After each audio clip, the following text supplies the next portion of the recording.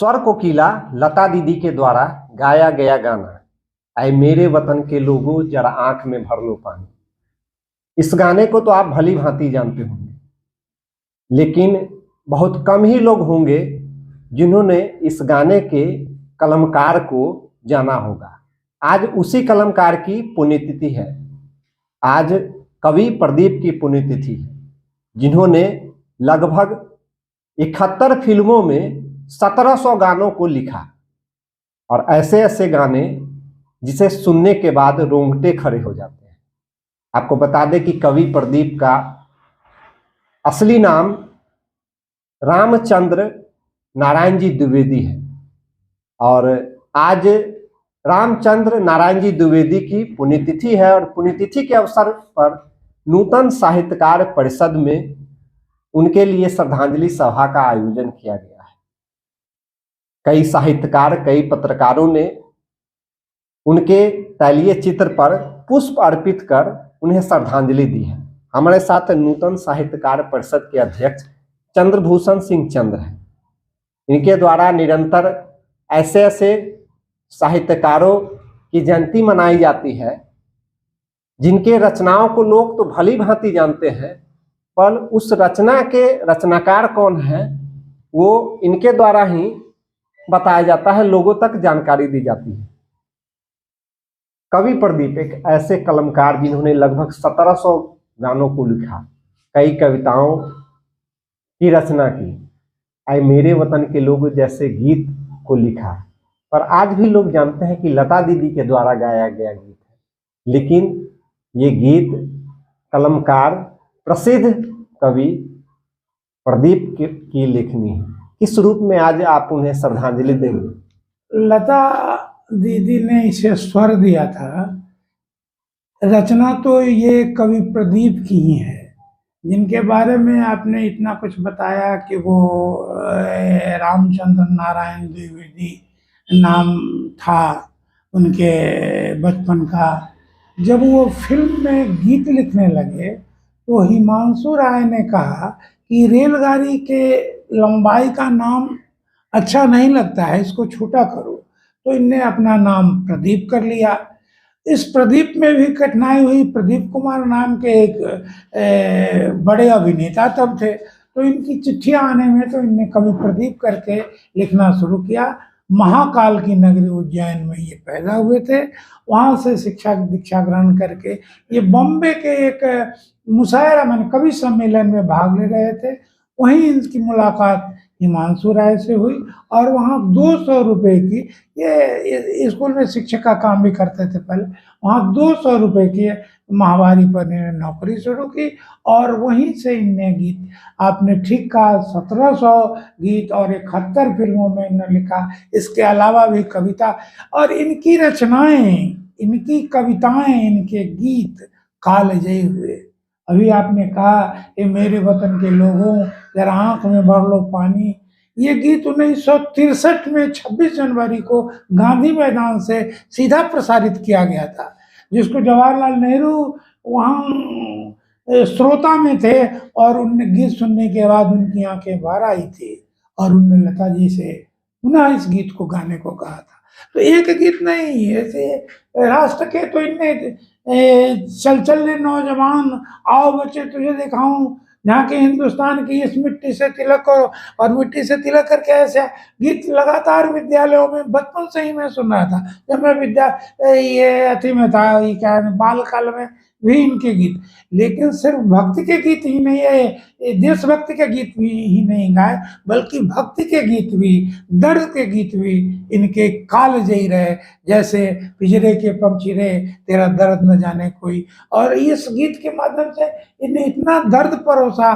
फिर क्या कहते हैं, भक्ति के गीत, भगत भर दे रे दोरी, आज लुटा दे रे सर्वस अपना, मान ले कहना मेरा, ऐसे अनेक गीत गाए। 1700 गीतों में ये सब फिल्मों के गीत। लेकिन सबसे पहला गीत जब फिल्म में आया था कि दूर हटो ये दुनिया वालों, हिंदुस्तान हमारा है, ये गीत ये 39-40 में गाया गया था। उसके बाद इनने तो सोचा कि मैंने अपना फर्ज कर दिया, ये क्या कहते हैं, जब प्रोड्यूसर ने कहा हमने गा दिया, लेकिन जब ये गीत पहले पहल गाया गया तो इनको भूमि साथ में भूमि क्या कहते हैं ये छिपना पड़ा, यानी अंग्रेजों के द्वारा प्रताड़ना भी उतारना दिए जाने के डर से इन्हें छिपना पड़ा। और उसने पूछा कि ये डायरेक्ट हमको, हालांकि उसमें इनने दो देश का नाम अलग अलग जोड़ दिया था ताकि ये समझे नहीं, लेकिन वो समझता कैसे नहीं। और उसने कहा कि दूर हटो ये दुनिया वालों, हिंदुस्तान हमारा है, यह कह के इनने वो गीत गाया था। कुछ दिनों के बाद फिर बात आई गई और ये 39-40 की बात है। यानी कहा जाए तो इन्होंने गीतों के माध्यम से आज़ादी की लड़ाई भी लड़ी और आज़ादी के मतवालों के लिए उन्होंने गीत गाया जो एक ऊर्जावान कर देता था इनके गीत को सुन। बिल्कुल, महात्मा गांधी ये साबरमती के संग तूने कर दिया कमाल, ले ली तूने आजाद, दे दी तूने आज़ादी, मैंने लोगों को तुमने दे दी आज़ादी, दे दी तूने आज़ादी, बिना खरग बिना डाल, साबरमती के संग तूने कर दिया कमाल। ऐसे ऐसे गीत, कालजयी गीतों के, अमर गीतों की रचना करके इनने पूरे देशवासियों को कृतकृत कर दिया। आज भी हम इनके आभारी हैं, आज भी इन गीतों के लिए हम इनको नमन करते हैं। अच्छा, चीन युद्ध के बाद ऐ मेरे वतन के लोगों गीत लिखा गया था। लोग की युक्ति है कि इन्होंने पनवारी की दुकान पर खड़े थे, पान खा रहे थे और उसी समय इस गीत की रचना इन्होंने कर दी थी। कितना सत्य ये लोक युक्ति है? देखिए, कवि जहाँ है, अब कब उसके मन में कौन सी पंक्तियां उद्धरित हो जाए, कौन सी पंक्तियां रूप ले ले, ये ऐसा होता है, ऐसा खूब होता है। चलते चलते सोए सोए में आप कुछ ऐसा देख लेंगे जो अनोखा होगा, अद्भुत होगा, आज जिसको लोग, जिसकी सराहना बहुत दिनों तक, यानी जहाँ न पहुंचे रवि वहां पहुंचे कवि। कवि। तो ये सत्य है कि इन्होंने जो है, सत्य नहीं, ये कहानी कही जाती है और ये सत्य ही है। उन्माद गीत हृदय से जो उपजता है वो किसी समय उपज सकता है, वो किसी समय उपज सकता है। अगर आपने उस वक्त को खो दिया तो फिर वो मुखड़ा, वो गीत का ही नहीं आ पाएगा। अच्छा, आप किस रूप में कवि प्रदीप को देखते हैं? क्रांतिकारी, एक गीतकार, एक स्वतंत्रता सेनानी, किस रूप में आप देखते हैं? कवि प्रदीप एक सरल, सौम्य और साधारण लोग थे। इनके भीतर जो ऊर्जा थी वो अटूट थी और अकथनीय ऊर्जा थी। देश के लिए ये समर्पित गीतकार थे। इनको आज के दिन, इनकी पुण्यतिथि पर हम सब सत सत नमन करते हैं।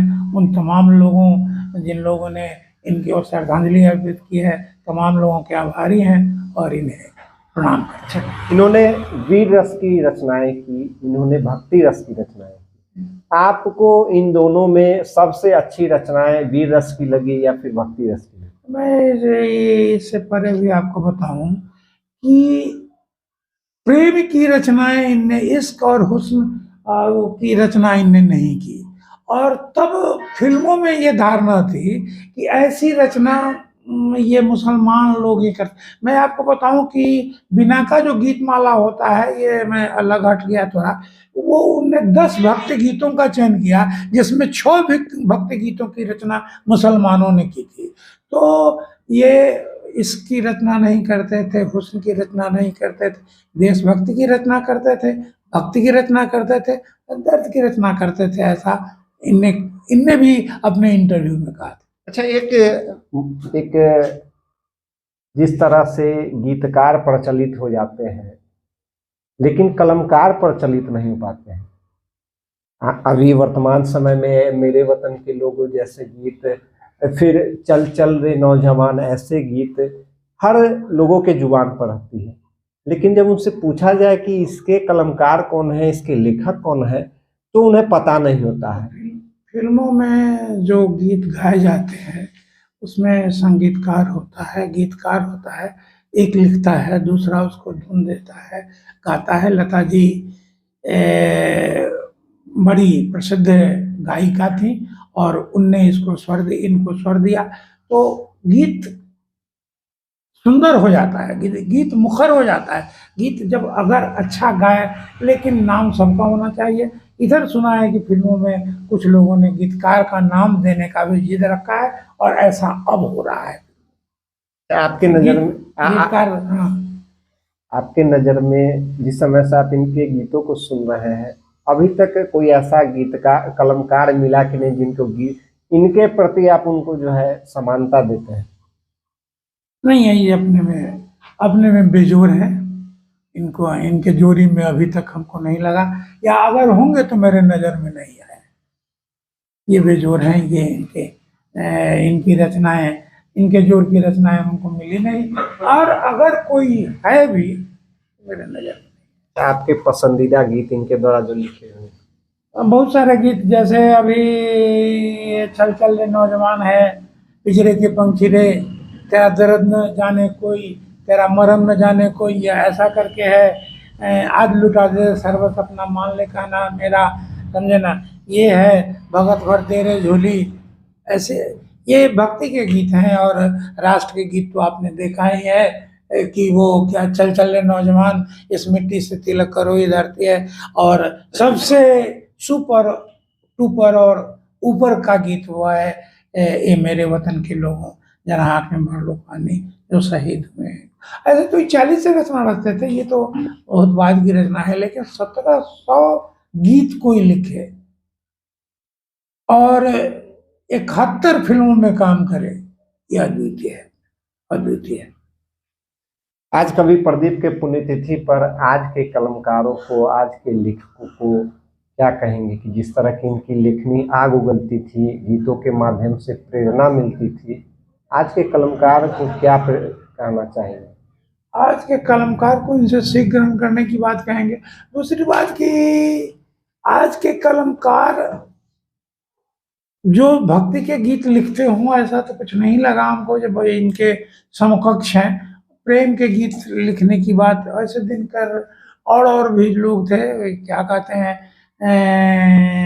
बच्चन जी, ऐसे लोग थे जिनने रचनाएं लिखी, उनकी रचनाएं कुछ दूसरे किस्म की हुई। मन को तो मोहती है, लेकिन दूसरे किस्म, उसका किस्म कुछ दूसरा। वीर रस के लेखक आप कम ही दिखाई देते। हाँ, वीर रस के लेखक, देश के प्रति समर्पित लेखक, भक्ति के प्रति समर्पित लेखक।